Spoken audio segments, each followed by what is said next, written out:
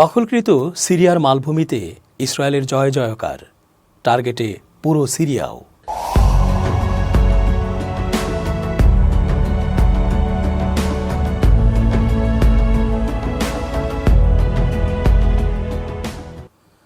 আসসালামু আলাইকুম প্রিয় দর্শক, আশা করছি আল্লাহ পাকের রহমতে ভালো আছেন।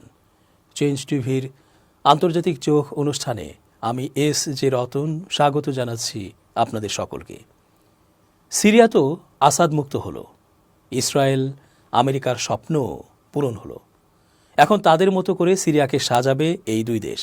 সাথে আরও কয়েকটি গাদ্দার দেশ আছে যারা ইসলামের ঝান্ডাধারী বলে কথিত। ইতোমধ্যে আগে থেকেই দখলকৃত গোলান মালভূমিতে ইসরায়েলিদের বসতি স্থাপনের সংখ্যা বাড়াতে যাচ্ছে। এছাড়া পুরো ইসরায়েলের ভবিষ্যতও গড়ে দেবে তারা। অধিকৃত ও সংযুক্ত গোলান মালভূমিতে জনসংখ্যা দ্বিগুণ করার সিদ্ধান্ত নিয়েছে ইসরায়েল। দেশটির সরকার রোববার এই সিদ্ধান্তের কথা ঘোষণা করে। বাশার আল আসাদের পতনের প্রেক্ষাপটে ইসরায়েলের প্রধানমন্ত্রীর অফিস এই তথ্য প্রকাশ করেছে। কাতার, সংযুক্ত আরব আমিরাত, সৌদি আরব ও ইরাক এই পদক্ষেপের নিন্দা করেছে। নেতানিয়াহুর অফিস জানায়, সিরিয়ায় যুদ্ধ এবং নতুন রণাঙ্গনের প্রেক্ষাপটে গোলানে জনসংখ্যা উন্নয়নের পরিকল্পনা বাস্তবায়ন এবং জনসংখ্যা দ্বিগুণ করার লক্ষ্যে সরকার সর্বসম্মতভাবে 40 মিলিয়ন শেকেল অনুমোদন করেছে। ইসরায়েল 1967 সাল থেকে গোলান মালভূমির বেশিরভাগ এলাকা দখল করে রেখেছে। তারা এলাকাটি 1981 সালে সংযুক্ত করে নেয়, যা কেবল যুক্তরাষ্ট্র স্বীকৃতি দিয়েছে। এক বিবৃতিতে বলা হয়, প্রতিরক্ষামন্ত্রী ইসরায়েল কার্জ কর্মকর্তাদের বলেছেন, সিরিয়ার বিদ্রোহী নেতারা উদার ভাবমর্যাদা উপস্থাপন করা সত্ত্বেও দেশের প্রতি আশু ঝুঁকি এবং সিরিয়ার সর্বশেষ ঘটনাপ্রবাহের কারণে হুমকি বেড়ে গেছে। গোলানে 24,000 দ্রুজ বসবাস করে। এই আরব সংখ্যালঘুরা মুসলিম দাবি করলেও তাদের রীতিনীতি ইসলামী বিধানের সাথে স্বীকৃত নয়। তাদের বেশিরভাগই নিজেদের সিরিয়ান হিসেবে দাবি করে। হায়াত তাহরির আল শামের অর্থাৎ HTS এর নেতৃত্বে চালানো সামরিক অভিযানের মুখে সিরিয়ায় আসাদ পরিবারের কয়েক দশকের নৃশংস শাসনের অবসানের পর দেশটির ভবিষ্যৎ নিয়ে গুরুত্বপূর্ণ প্রশ্ন উঠছে। HTS নেতা আবু মোহাম্মদ আল জোলানি সিরিয়াকে ঐক্যবদ্ধ করার প্রতিশ্রুতি দিয়েছেন, তবে তিনি এই লক্ষ্য অর্জন করতে পারবেন কিনা তা এখনও নিশ্চিত না। সিরিয়া বিষয়ক জাতিসংঘের বিশেষ দূত গিয়ার পেডারসন সিরিয়ার সব গোষ্ঠীর মধ্যে সহযোগিতার প্রয়োজনীয়তার উপর জোর দিয়েছেন। তিনি বলেছেন, মোটামুটিভাবে HTS এবং অন্যান্য সশস্ত্র গোষ্ঠীকে আশ্বস্তকর বিবৃতি দিতে দেখেছি, তবে আইনশৃঙ্খলা সম্পর্কিত চলমান সমস্যাগুলোর কথাও উল্লেখ করেন তিনি। পরিস্থিতি যে বেগে পরিবর্তন হচ্ছে তাতে করে আগে থেকেই সিরিয়ার ভবিষ্যৎ নিয়ে অনুমান করা কঠিন, তবে কয়েকজন বিশ্লেষক দেশটির ভবিষ্যৎ নিয়ে এভাবে বলার চেষ্টা করেছেন। আসাদ সরকারের পতনের পর সবচেয়ে ভালো যে বিষয়টি ঘটতে পারে তা হল, দায়িত্বশীলভাবে দেশ শাসনের জন্য HTS অন্য বেসামরিক রাজনৈতিক গোষ্ঠীগুলোকে তাদের সাথে কাজ করতে দেবে। সেক্ষেত্রে প্রতিশোধ এবং লুটতরাজের চক্রে পড়ে প্রতিবেশী দেশগুলো যে নতুন সংঘাতের দিকে এগিয়ে গিয়েছিল তা এড়িয়ে যুদ্ধ পরবর্তী সময়ে তারা জাতীয় মীমাংসার পথ তৈরি করতে পারে। এখন পর্যন্ত জোলানি সিরিয়ার বিভিন্ন সম্প্রদায়ের মধ্যে ঐক্য ও পারস্পরিক সম্মানের আহ্বান জানিয়েছেন। তবে সিরিয়ার অনেকগুলো গোষ্ঠীর ভিন্ন ভিন্ন এজেন্ডা রয়েছে। যুক্তরাজ্যের কুইন মেরি বিশ্ববিদ্যালয়ের আন্তর্জাতিক সম্পর্কের অধ্যাপক ও মধ্যপ্রাচ্য বিষয়ক বিশ্লেষক ক্রিস্টোফার ফিলিপস বলেন, বাস্তবে আমরা এমন এক অনিশ্চিত জায়গায় আছি যেখানে HTS একটি কার্যকর ও শান্তিপূর্ণ পালাবদলের চেষ্টা করছে, কিন্তু পরিস্থিতি খুবই অস্থিতিশীল। দক্ষিণের যে বিদ্রোহী গোষ্ঠী কখনো আসাদ পরিবারের কর্তৃত্বকে স্বীকার করেনি, তারা নতুন দামেস্ক সরকারকে মানবে বলেও মনে হয় না। পূর্ব দিকে তথাকথিত ইসলামিক স্টেটের একটি অংশ এখনও হুমকি হিসেবে রয়ে গেছে, যার ফলে অব্যাহত আছে মার্কিন বিমান হামলা। যুক্তরাষ্ট্র সমর্থিত কুর্দি নেতৃত্বাধীন গোষ্ঠীগুলো দেশের উত্তর পূর্ব অংশ নিয়ন্ত্রণ করছে।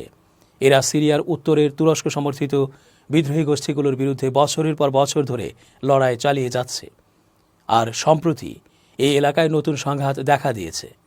2011 সালের পর থেকে সিরিয়ার বাইরে অনেক বিরোধী গোষ্ঠী এবং রাজনৈতিক ব্লক গঠিত হয়েছে। তারাও দেশে ফিরে রাজনৈতিক পালাবদলের অংশ হবে কিনা সেটাও এখনও স্পষ্ট নয়। সুইজারল্যান্ডের লজেন বিশ্ববিদ্যালয়ের অধ্যাপক ও সিরিয়া আফটার দ্য আপরাইজিংস বইয়ের লেখক জোসেফ দাহের বলেন, একটি ঐক্যবদ্ধ সরকারের সম্ভাবনা অনিশ্চিত। তিনি বলেন, সবচেয়ে ভালো কিছু ঘটলে সেখানে স্বাধীন নির্বাচন, ক্ষমতা ভাগাভাগি এবং বিকেন্দ্রীকরণের প্রক্রিয়া আরও ঐক্যবদ্ধ শক্তির দিকে নিয়ে যেতে পারে। তবে তা হওয়া এখনও বাকি। দাহের সহ অন্য বিশ্লেষকরা মনে করেন জনসম্মুখে জলানির দেয়া প্রথম ভাষণে অসঙ্গতি ছিল। দাহের বলেন, সরকারের প্রধানমন্ত্রী হস্তান্তর প্রক্রিয়া তত্ত্বাবধান করবেন। শুরুতে এমনটা বলা হলেও পরে এইচটিএস থেকেই প্রধানমন্ত্রী মনোনীত করা হয়। তবে দাহের মনে করেন, ক্ষমতা সুসংহত করার ইচ্ছা থাকা সত্ত্বেও এইচটিএস এর পক্ষে পুরো দেশকে এককভাবে পরিচালনা করা কঠিন হবে।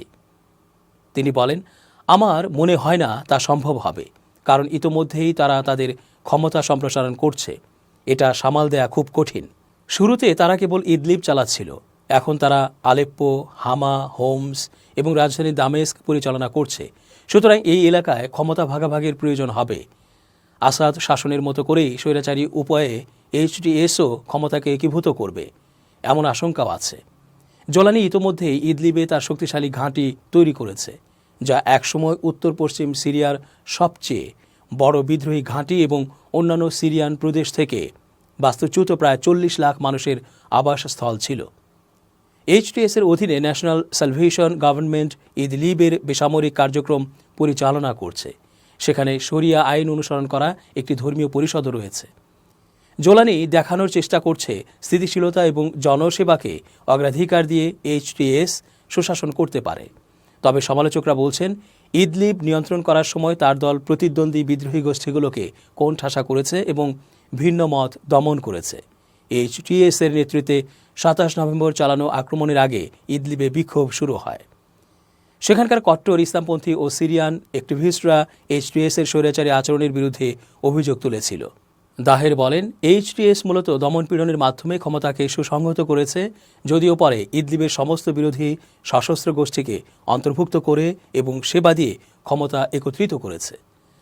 তবে তাদের শাসনে কঠোর দমনপীড়ন ও রাজনৈতিক বিরোধীদের কারাগারে পাঠানো হয়েছে। এসব সমালোচনার জবাবে এইচটিএস কিছু সংস্কার বাস্তবায়ন করেছে, যেমন মানবাধিকার লঙ্ঘনের অভিযোগ থাকা একটি বিতর্কিত নিরাপত্তা বাহিনীকে ভেঙে দিয়েছে এবং নাগরিকদের অভিযোগ জমা দেওয়ার জন্য একটি বিভাগ তৈরি করেছে।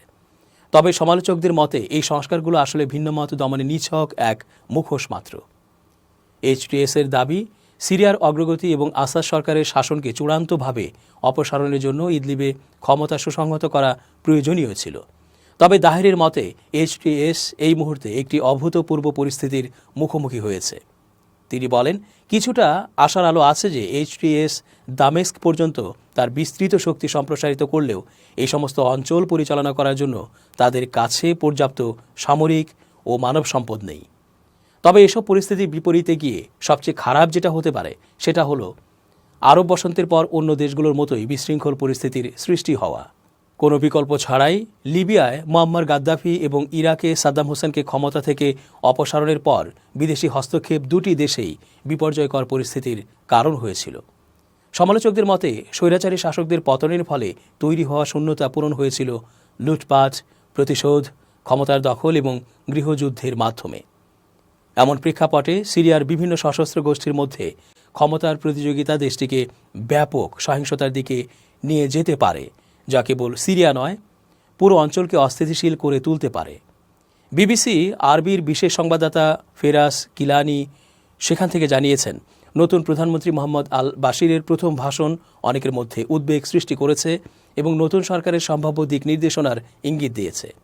তিনি বলেন, নতুন প্রধানমন্ত্রী যে দুটি পতাকা পেছনে রেখে ভাষণ দিয়েছেন তার একটি ছিল বিপ্লবের পতাকা এবং আরেকটি দেখতে তালেবানের পতাকার মতো, যা অনেককে হতবাক করেছে। এটি নির্দেশ করে যে নতুন সরকার তালেবান মডেল অনুসরণ করে শরিয়া আইন দ্বারা পরিচালিত একটি ইসলামী রাষ্ট্র তৈরি করতে পারে। তিনি আরও বলেন, এটি দেশটির সংখ্যালঘু এবং বেসামরিক গোষ্ঠীগুলোর ভবিষ্যৎ সম্পর্কে নতুন চ্যালেঞ্জ এবং প্রশ্ন তৈরি করছে। এই ধরনের একটি গৃহযুদ্ধ পরিস্থিতিতে দেশটি আরও বিপর্যয়ের দিকে যেতে পারে, যা জাতীয় সংহতি এবং শৃঙ্খলাকে পুরোপুরি ধ্বংস করে দিতে পারে। বিশ্লেষকরা বলছেন, এই তিনটি সম্ভাব্য পরিণতি বিদেশি শক্তির কার্যক্রমের ওপরও নির্ভর করবে। আসাদ দীর্ঘ সময় ধরে ইরান এবং রাশিয়ার সমর্থনের ওপর নির্ভর করেছেন। অন্যদিকে তুরস্ক, পাশ্চাত্যের দেশ আর উপসাগরীয় রাষ্ট্রগুলো বিভিন্ন বিরোধী গোষ্ঠীকে সমর্থন দিয়েছে। শেষ কয়েকদিন ধরে ইসরায়েল সিরিয়ার সামরিক অবকাঠামোকে লক্ষ্য করে আক্রমণ করেছে এবং সিরিয়ার নিরস্ত্রীকরণ অঞ্চলের বাইরে গোলান মালভূমিতে ইসরায়েলি অধিকৃত অঞ্চলে ইসরায়েলি সৈন্যদের কার্যক্রমের কথা স্বীকার করেছে। ইসরায়েলের দাবি, তারা আসাদের দেশত্যাগের পর থেকে সিরিয়ায় শত শত বিমান হামলা চালিয়েছে এবং সিরিয়ার বেশিরভাগ কৌশলগত অস্ত্রভাণ্ডার ধ্বংস করেছে।